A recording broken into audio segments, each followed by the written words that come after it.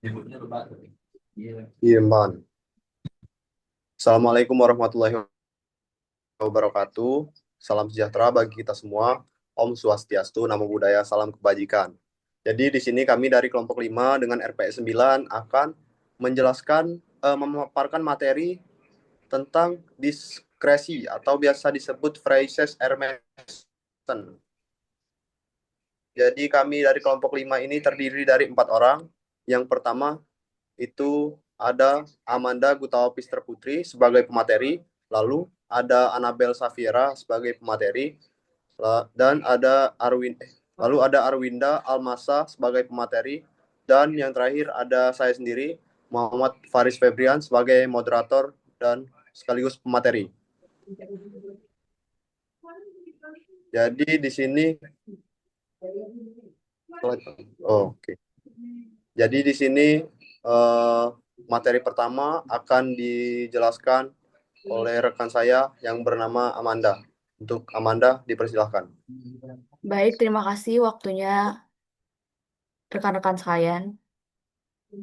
Sebelumnya saya akan menjelaskan terlebih dahulu mengenai pendahuluan dari materi diskresi atau praise and mention ini. Pemerintah sebagai pelaksana administrasi negara memiliki tanggung jawab besar dalam mewujudkan tujuan negara dan memberikan pelayanan terbaik bagi masyarakat. Sedangkan pemerintahan adalah suatu lembaga atau organisasi yang memperoleh kewenangan dari negara untuk mengatur suatu lembaga atau organisasi yang memperoleh kewenangan berdasarkan peraturan yang berlaku, dengan tujuan menciptakan dampak positif serta memberikan manfaat bagi keberlangsungan negara. Dalam menjalankan fungsinya, pejabat administrasi dituntut untuk mengambil berbagai keputusan dan tindakan guna menjaga ketertiban, keadilan, serta kesejahteraan umum. Namun, dalam praktik penyelenggaraan pemerintahan, tidak semua situasi dan permasalahan dapat diatur secara rinci dalam peraturan perundang-undangan. Hal ini disebabkan karena sifat kehidupan sosial yang dinamis dan seringkali menghadirkan kedesaan yang belum sempat diatur oleh hukum positif.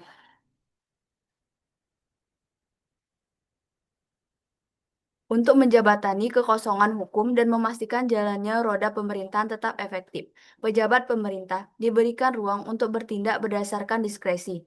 Menurut Praju Atmo Sidorjo, menjelaskan bahwa diskresi atau fresh armation merupakan kebebasan bagi pejabat administrasi negara yang berwenang untuk bertindak atau mengambil keputusan berdasarkan penilaian sendiri sesuai dengan tanggung jawab jabatannya. Dengan adanya kewenangan ini, diharapkan pemerintah dapat bersifat cepat, fleksibel, dan adaptif dalam menghadapi berbagai kondisi yang mendesak tanpa harus menunggu perubahan peraturan terlebih dahulu. Adapun rumusan masalah dari materi kami. Yang pertama, apa yang dimaksud dengan diskresi atau preservation. Yang kedua, apa dasar hukum dan tujuan penggunaan diskresi dalam administrasi pemerintahan. Yang ketiga, bagaimana batasan dan pertanggungjawaban pejabat dalam menggunakan diskresi. Kemudian pengertian diskresi. Diskresi atau first armation merupakan salah satu konsep penting dalam hukum administrasi negara yang berkaitan dengan kebebasan bertindak dari pejabat administrasi dalam menjalankan tugas dan kewenangannya. Menurut SF Marbun, istilah first armation berasal dari Jerman, yang dikenal sebagai istilah discretionary power dalam bahasa Inggris, yang diartikan di Indonesia sebagai kebijakan atau kebijaksanaan yang secara etimologis bermakna kebebasan bagi pejabat administrasi negara untuk secara mandiri menilai, mempertimbangkan, dan memutuskan suatu tindakan tanpa terikat secara kaku oleh peraturan. Sekian materi dari saya, terima kasih. Oke, terima kasih Amanda. Selanjutnya itu eh, akan dijelaskan oleh rekan saya yang satunya lagi yang bernama Annabel. Kepada Annabel, saya persilakan. Baik, saya di sini akan menjelaskan dasar hukum diskresi di Indonesia. Berdasarkan Undang-Undang Nomor 30 Tahun 2014 Tentang administrasi pemerintahan, pasal 1 ayat 9 menyebutkan bahwa diskresi adalah keputusan atau tindakan pejabat untuk mengatasi persoalan konkret. Ketika peraturan tidak mengatur, tidak lengkap, atau menimbulkan stagnasi pemerintahan. Pasal 22 sampai 24 menegaskan bahwa diskresi hanya boleh dilakukan oleh pejabat berwenang dan harus memperhatikan asas-asas hukum pemerintahan yang baik seperti kepastian hukum, proporsionalitas, dan akuntabilitas.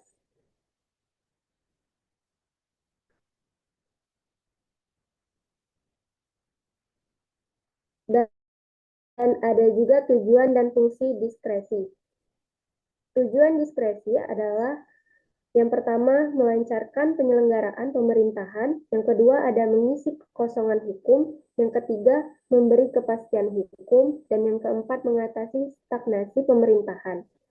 Fungsi diskresi adalah sebagai sarana fleksibilitas kebijakan agar pemerintah dapat merespon kebutuhan masyarakat dengan cepat tanpa menunggu perubahan regulasi. Penggunaannya juga mencerminkan tanggung jawab moral untuk menjaga kemanfaatan dan kepentingan umum.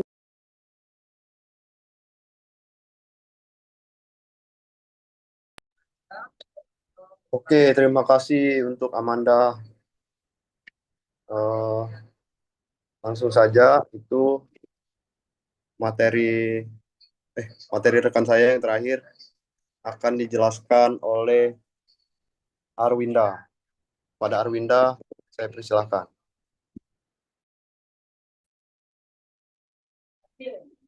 Setelah ruang lingkup diskresi, berdasarkan pasal 22 Undang-Undang Nomor 30 Tahun 2014 tentang administrasi pemerintahan, diskresi dapat digunakan pada kondisi tertentu, yaitu yang pertama untuk mengatasi terhentinya proses pemerintahan karena aturan yang tidak dapat diterapkan secara efektif. Yang kedua, memastikan kepentingan umum tetap terlindungi dan pelayanan kepada masyarakat bisa dipercepat. Yang ketiga, ketika ada aturan yang memberi pilihan tindakan, pejabat dapat menentukan langkah yang dianggap paling tepat demi mencapai tujuan pemerintahan. Dan yang keempat itu mengisi kekosongan hukum apabila suatu persoalan belum diatur dalam peraturan yang berlaku selama tetap mengikuti prinsip-prinsip pemerintahan yang baik dan tidak bertentangan dengan hukum yang lebih tinggi. Selanjutnya itu ada next PPT. Selanjutnya itu ada bentuk-bentuk diskresi. Yang pertama, diskresi dalam pengambilan keputusan digunakan jika peraturan belum jelas atau terdapat beberapa pilihan tindakan. Pejabat bisa memilih keputusan yang paling tepat sesuai kebutuhan dan kondisi lapangan.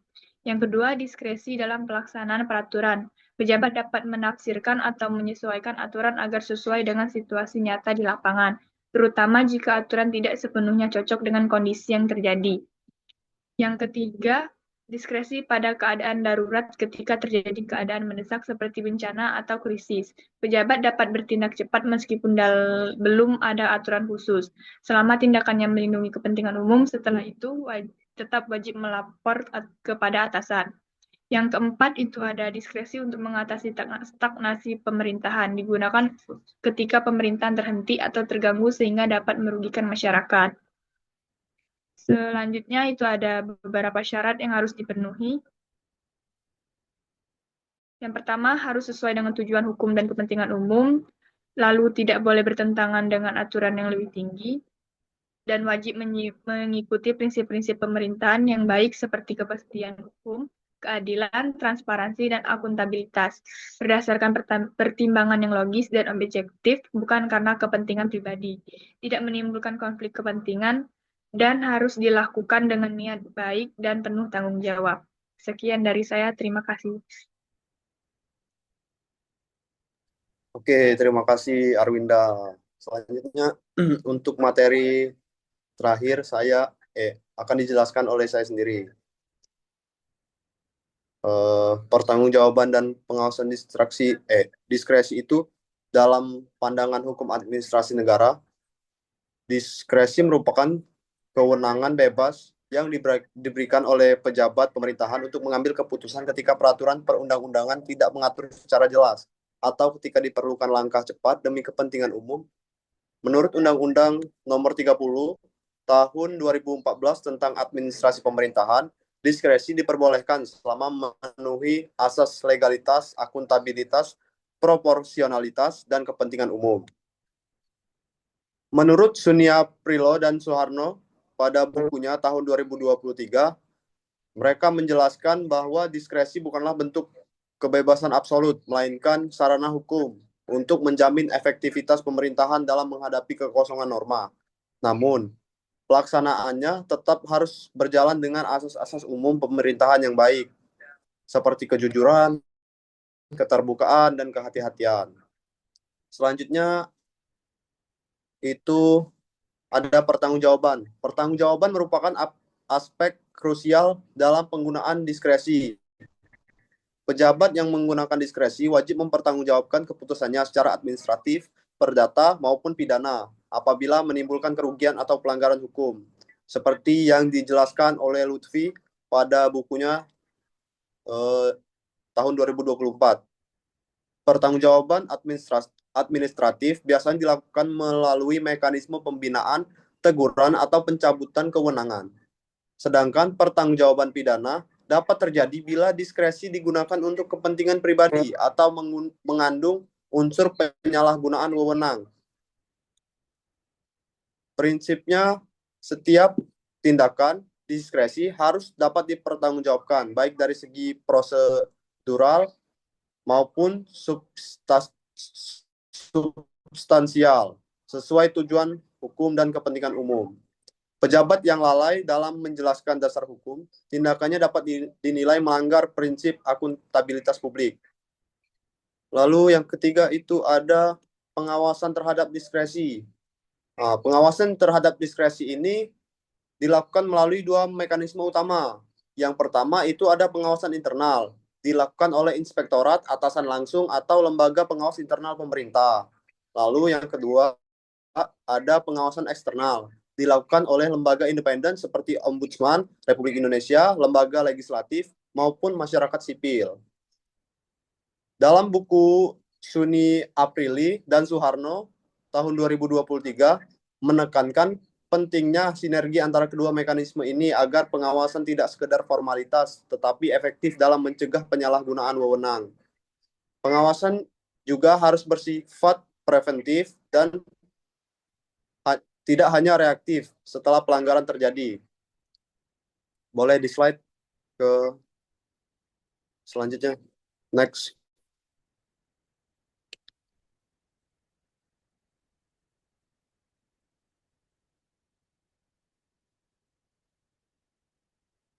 Oke, langsung saja saya berikan studi kasusnya. Contohnya itu pandemi COVID-19. Salah satu studi kasus relevan, khususnya dalam kebijakan pembatasan sosial dan pengelolaan anggaran darurat. Pemerintah menggunakan diskresi luas untuk merespons kondisi krisis, meskipun banyak kebijakan belum memiliki dasar hukum rinci pada awal pandemi. Selanjutnya itu ada analisis penggunaan diskresi. Dalam kasus tersebut, diskresi dilakukan dengan dasar keadaan darurat dan kepentingan umum. Dari sisi hukum administrasi, hal ini dibenarkan selama tidak bertentangan dengan AUPB dan tidak menimbulkan kerugian hukum bagi masyarakat. Namun, pelaksanaan di lapangan menunjukkan beberapa permasalahan seperti tumpang tindih kebijakan, lemahnya koordinasi antar instansi, serta kurangnya transparansi dalam pelaporan keuangan. Lutfi pada bukunya tahun 2024 menilai bahwa dalam situasi darurat, pertanggungjawaban hukum tetap tidak dapat diabaikan. Pejabat yang mengambil keputusan diskresi tetap harus menyusun laporan pertanggungjawaban administratif, termasuk dasar hukum, tujuan, dan hasil evaluasi kebijakan tersebut. Lalu ada pengawasan dalam kasus. Ombudsman Republik Indonesia turut melakukan pengawasan eksternal terhadap pelayanan publik selama pandemi. Hasilnya menunjukkan bahwa sebagian besar pengaduan masyarakat berkaitan dengan ketidaksesuaian antara kebijakan pusat dan pelaksanaan di daerah. seperti yang dijelaskan pada Waria et al. Pada tahun 2021. Di sisi lain, pengawasan internal pemerintah masih terkendala oleh keterbatasan sumber daya dan kecepatan perubahan situasi. Hal ini menunjukkan perlunya sistem pengawasan berbasis digital dan pelibatan masyarakat untuk memperkuat akuntabilitas umum. Lalu yang terakhir itu di studi kasus ada evaluasi dan rekomendasi. Dari studi kasus tersebut dapat disimpulkan bahwa yang pertama itu dibutuhkan untuk memastikan respons cepat dalam keadaan darurat. Lalu yang kedua ada setiap tindakan diskresi harus memiliki mekanisme pertanggungjawaban yang jelas dan dapat diuji publik. Lalu yang terakhir ada pengawasan baik internal maupun eksternal. Harus dilakukan secara transparan dan terintegrasi dengan laporan hasil pelaksanaan kebijakan.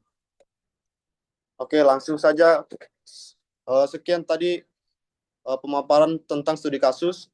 Langsung saja kita lanjut ke kesimpulan.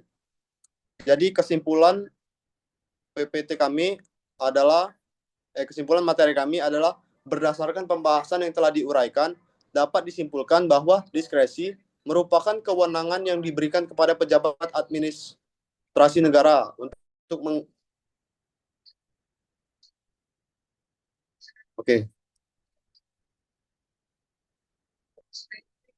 Sorry. Boleh ke back slide-nya. Oke, di sini kami akan membuka sesi tanya jawab. Apakah ada yang ingin bertanya? Silakan yang ingin bertanya.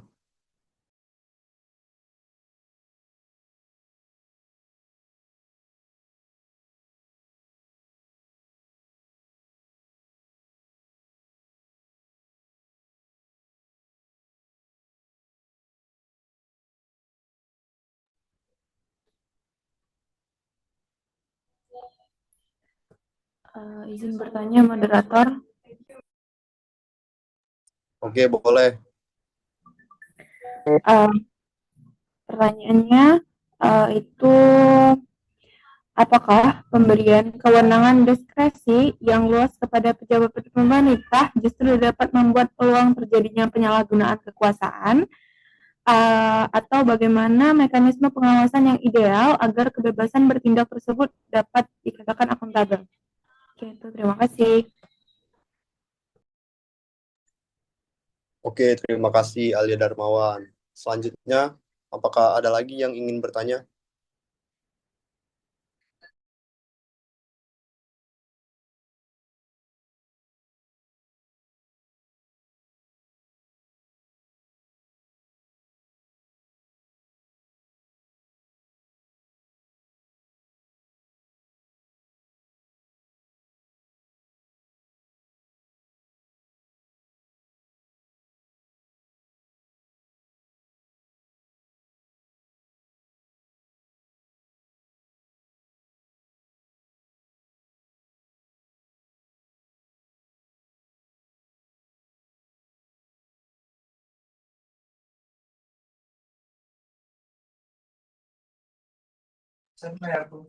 Oke, saya hitung sampai 10 ya. Jikalau tidak ada lagi yang ingin bertanya. 1, 2, 3, 4, 5, 6, 7, 8, 9, 10. Oke, sesi tanya jawab saya tutup. Untuk Alia Darmawan, berikan kami waktu 5 menit untuk berdiskusi.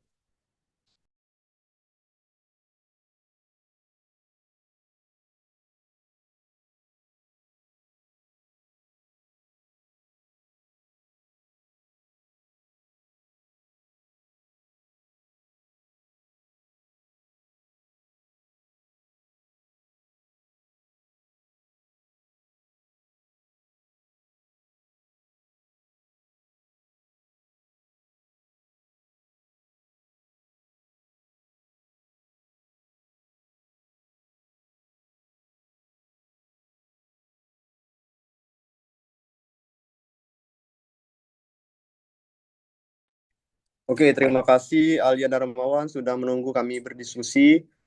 Jadi pertanyaan dari Alia Darmawan akan dijawab oleh rekan saya yang bernama Anabel Safiera. Kepada Anabel Safiera, boleh dijelaskan. Baik, saya akan membacakan pertanyaannya dulu. Apakah pemberian kewenangan diskresi yang luas kepada pejabat pemerintah justru dapat membuka peluang terjadinya penyalahgunaan kekuasaan, dan bagaimana mekanisme pengawasan yang ideal agar kebebasan bertindak tersebut tetap akuntabel?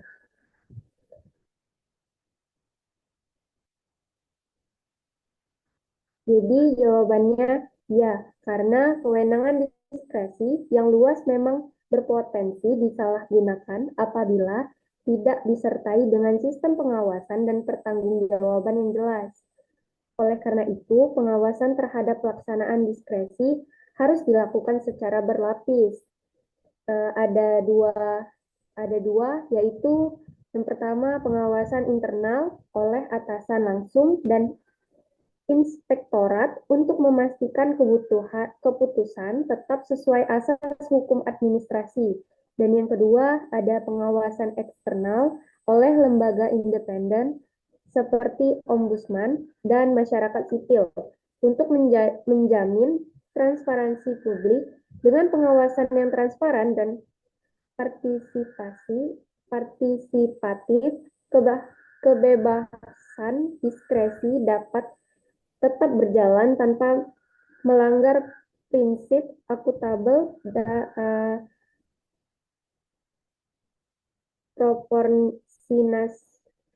proporsionalitas, dan kepastian hukum.